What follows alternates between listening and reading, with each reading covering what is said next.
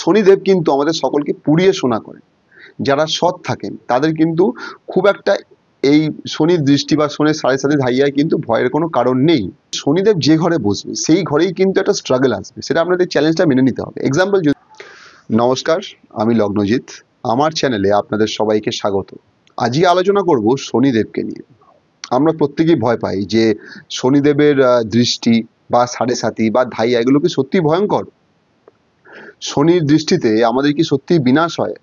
তো অনেক প্রবলেম হয়। তো এইটা নিয়ে আলোচনা করার আগে আমাদের সবার প্রথম কিছু শনিদেবের পৌরাণিক কাহিনী সম্বন্ধে জানতে হবে। হয়তো কম বেশি আমরা প্রত্যেকেই জানি, তবু আমি একটু বলার চেষ্টা করছি।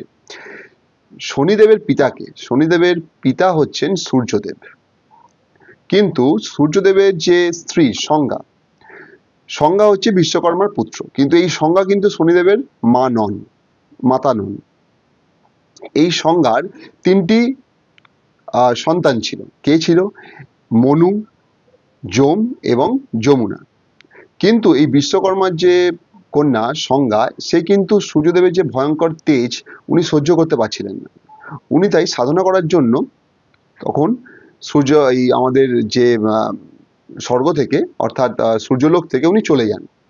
সেই জায়গায় নিজের স্বামীকে বা নিজের সন্তান সন্তানদের যারা আছেন সন্তানদের দেখাশোনা করার জন্য উনি তখন যোগ বলে ছায়া সৃষ্টি করেন। সেই ছায়াটি কে? ছায়াটি আর কিছুই নয়, দেবী সংজ্ঞার প্রতিলিপি, ওনার প্রতিচ্ছবি।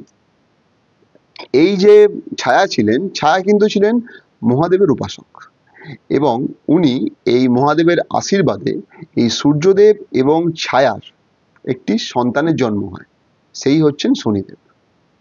সেই শনিদেব কিন্তু ছিলেন গাঢ় বর্ণের। সূর্যদেব প্রথমেই তাকে দেখে কিন্তু অস্বীকার করেন, অপমান করেন যে আমি তো আমরা এরকম সুন্দর দেখতে, গাত্রবর্ণ উজ্জ্বল গাত্রবর্ণ, সেখানে উনি এরকম কেন কালো হয়েছেন, গভীর বর্ণ হয়েছেন। কিন্তু তবুও তারা ছায়া এবং শনিদেব সেই সূর্যলোকই তখন রয়ে যান। এবার আস্তে আস্তে দিন যায়।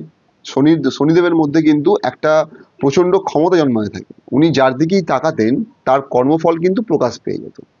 এবার আস্তে আস্তে আরো দিন যেতে শুরু করে, ওনার রাগ অনেক বেড়ে যায়। সেই রাগকে শান্ত করার জন্য ওনার মা দেবী ছায়া তখন চিত্ররথ নামে একটি মেয়ের সঙ্গে ওনার বিয়ে দেন। এবার একদিন শনিদেব গভীর সাধনায় মগ্ন ছিলেন। তখন চিত্ররথ আসেন এবং এসে বলেন যে ওনার সহচর্য অর্থাৎ ওনার অ্যাটেনশন উনি চান, কিন্তু শনিদেব তখন সেই দিকে তাকান না। তখন চিত্ররথ খুবই রেগে গিয়ে একটি অভিশাপ দেন। কি সেই অভিশাপ?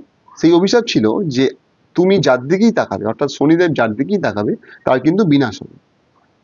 এরপর থেকে শনিদেব কিন্তু মাথা নিচু করে চলতেন এবং উনি কারোর দিকে তাকান না। এই ঘটনা চলাকালীন দেবী সংজ্ঞা ফিরে আসেন সূর্যলোকে এবং উনি পুরো ব্যাপারটি জানতে পারেন এবং জেনে খুবই রেগে যান এবং সূর্যদেবকে পুরো ব্যাপারটি খুলে বলেন। তখন সেখানে ছায়া এবং শনিদেবকে বিতাড়িত করা হয়। তখন তারা মর্ত্যলোকে চলে আসেন। কিন্তু মর্ত্যলোকে থাকাকালীনও সেখানে কিন্তু যেখানে উনি ছিলেন সেখানে কিন্তু ভগবান ইন্দ্র সেখানে আক্রমণ করেন। সেই আক্রমণ থেকে শনিদেবকে বাঁচান কিন্তু কাকদেব। কাকদেব ওনাকে তখন নিজের কাকলোকে নিয়ে যান। কাকদেবের যে মা ছিলেন উনি কিন্তু শনিদেবকে খুবই পছন্দ করতেন, খুবই ভালোবাসতেন, স্নেহ করতেন সন্তান সম। কিন্তু এই কাকলোকেও কিন্তু একসময় সূর্যদেব আক্রমণ করেন এবং ওনার সেই আগুনের তেজে প্রচুর ক্ষয়ক্ষতি হয়। তখনই কিন্তু কাকদেবকে নিয়ে শনি আক্রমণ করেন স্বর্গলোকে এবং সমস্ত যুদ্ধেই প্রায় উনি জিতে যান। সূর্যদেবকেও উনি পুরোপুরি একদম মানে নিরস্ত করেন, ওনার তেজ পুরো শোষণ উনি করে নেন। সেই সময় আসেন হচ্ছেন ভগবান শিব। কিন্তু এই দেবাদিদেব মহাদেব শিবের সামনে, শিবের তৃতীয় চক্ষু যখন খুলে যায়, তার সামনে কিন্তু শনিদেব টিকতে পারেন না, উনি পরাস্ত হন। কিন্তু শনিদেবের এই ক্ষমতা, ন্যায়, নীতি জন্য তাকে কিন্তু ভগবান দেবাদিদেব শিব তাকে কর্মফলদাতা রূপে, তাকে কর্মফলদাতা রূপে স্বর্গে প্রতিষ্ঠা করেন। তাই শনিকে আমরা বলি কর্মফলদাতা। ওনার চোখের আড়ালে কিন্তু কেউ কিছু করতে পারেন না। এই ছিল কিছু পৌরাণিক কাহিনী। এবার চলে আসি আমাদের জ্যোতিষের আলোচনায়। এই শনিদেব, এই শনিদেবের যদি আমি বলি, শনিদেব কিন্তু সূর্যলোক থেকে অনেক দূরে অবস্থিত, এবং দূরে থাকার জন্য ওনার কি হচ্ছে, গতিও খুব স্লো, এবং উনি ঠান্ডা, অর্থাৎ শনিদেব কিন্তু খুবই ঠান্ডা। শনিদেবের নিজস্ব ঘর কি? শনিদেবের আমাদের ছকে ঘর হচ্ছে মকর এবং কুম্ভ, এবং ওনার নক্ষত্র কি? ওনার নক্ষত্র হচ্ছে তিনটে: অনুরাধা, পুষ্যা এবং উত্তর ভাদ্রপদ। এবার শনিদেবকে বলা হয় কর্মফলদাতা, অর্থাৎ শনি হচ্ছে রবির সন্তান। আমরা যা কর্ম করব তাই কিন্তু আমরা পাবো। শনি ডিলে করে কিন্তু ডিনাই করে না।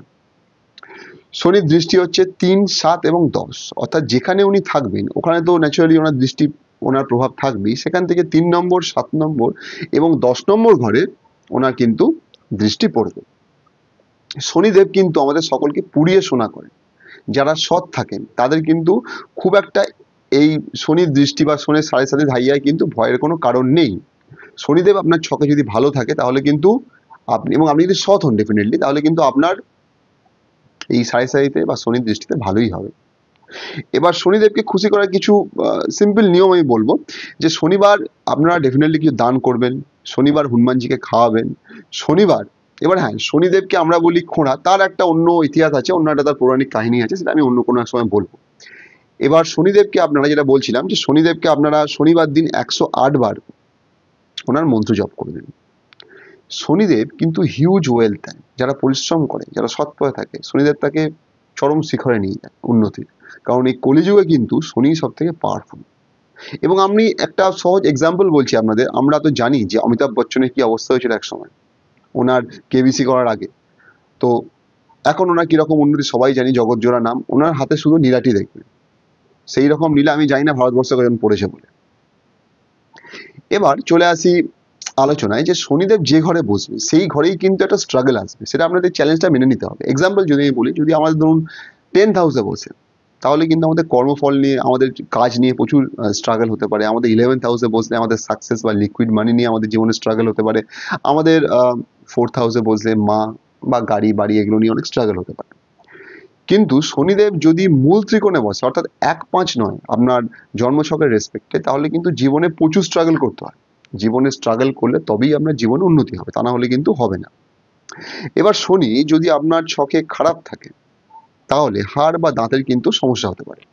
শনি কাদিকে বোঝায়? শনি বোঝায় লেবার ক্লাসদের, সমাজের নিচু স্তরে যারা কাজকর্ম করেন তাদেরকে।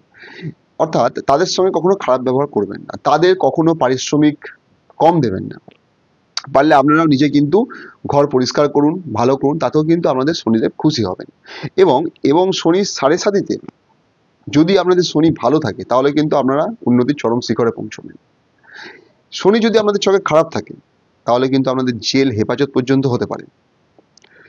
শনির যারা জাতক হন তারা খুবই স্লো মিউজিক পছন্দ করেন, তারা স্লো গাড়ি চালাতে পছন্দ করেন। শনি যদি আমাদের নিজস্ব হয় ছকে, তাহলে দেখবেন কোম্পানির ম্যানেজার আমাদের দিকে অত নজর দিচ্ছে না, কিন্তু আপনি সিইও অর্থাৎ কোম্পানির মালিক, এদের চোখে আপনি পড়ে যেতে পারেন। শনি স্ট্যাটাস দেখায়। শনি আপনাদের জীবনে, শনি পুড়িয়ে সোনা করে, অর্থাৎ আপনি যেরকম কর্মফল করবেন সেরকম ফল আপনি ডেফিনেটলি পাবেন, সেটা দেরিতে হোক, যত দেরি হোক না কেন পাবেন। অর্থাৎ শনি কাউকে ঠকায় না। সুতরাং আপনি যদি সৎ থাকেন, এটাই উনি বলতে চাইছেন এই কাহিনীর মাধ্যমে। আমি যেটা বলতে চাইছি যে শনিদেব আপনাদের ছকে যাই থাকুক না কেন, যেরকমই থাকুক, ভালো থাকুক খারাপ থাকুক, সবসময় জীবনে সততা অবলম্বন করবেন, সৎ পথে এগিয়ে যাবেন, তাহলে ডেফিনেটলি আপনারা জীবনে কিন্তু উন্নতি করবেন। দেরি হোক, কোনো ক্ষতি নেই, অসৎ পথে কখনো যাবেন না। বাকি অ্যাস্ট্রোলজিক্যাল আলোচনা তো চলতেই থাকবে। নমস্কার, ভালো থাকবেন। যদি ভালো লাগে আমার চ্যানেলটিকে সাবস্ক্রাইব করবেন, লাইক করবেন এবং শেয়ার করবেন, অবশ্যই কমেন্ট করবেন। ভালো থাকবেন।